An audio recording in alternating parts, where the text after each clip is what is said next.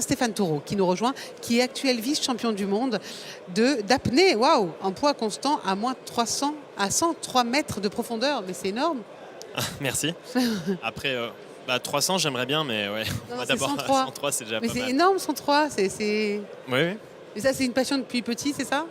Depuis tout petit, ouais, depuis l'âge de 10 ans où j'ai découvert ça en Corse. Et depuis, c'était viral. C'est resté toujours depuis que je suis tout petit. Et ça fait à peu près 10 ans que je fais de la compétition.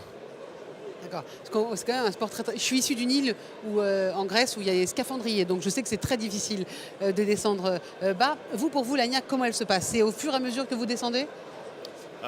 Oui, en fait, on travaille énormément sur les différentes adaptations. Après, l'apnée en tant que telle est accessible à tous. Et c'est aussi le message que je veux faire passer. C'est que c'est un sport qui évolue énormément à vitesse exponentielle. Les clubs sont saturés, de plus en plus de pratiquants, et on s'aperçoit que maintenant, avec les outils qu'on a, on progresse très très vite. Oui, justement, parce qu'on voit que c'est aussi un sport qui nous emmène à dépasser nos limites, c'est ça? Oui, oui, après, on prend toujours une marge. C'est un sport vraiment de développement personnel, où on apprend vraiment à travailler d'abord sur soi avant de regarder l'extérieur. Et le fait de travailler l'apnée permet justement d'arriver à jauger de façon à toujours avoir une marge, ne jamais aller chercher trop la limite, pour justement prendre de la confiance et assurer sur la durée. Alors, ce qu'on sait moins, c'est que l'apnée, c'est aussi un travail d'équipe. Oui, oui, oui, bien sûr, puisque déjà la sécurité passe par une équipe. Il y a des structures et un groupe qui fait qu'on peut pratiquer en sécurité, et maintenant les structures se développent pour pouvoir le faire.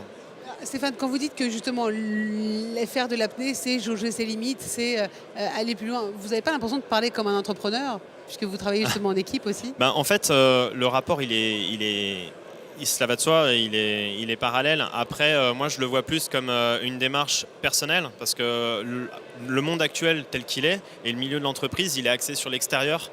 Or, en fait, ça se passe d'abord à l'intérieur de soi. Si on arrive déjà à travailler sur soi, à se comprendre soi-même, on ne peut que comprendre ce qu'il y a à l'extérieur et pour intervenir de la meilleure des manières. Et c'est pour ça aussi que je fais des conférences justement sur ce rapport au travail que j'ai pu mettre en place avec un préparateur mental, et le parallèle qu'il y a avec l'entreprise et le développement individuel.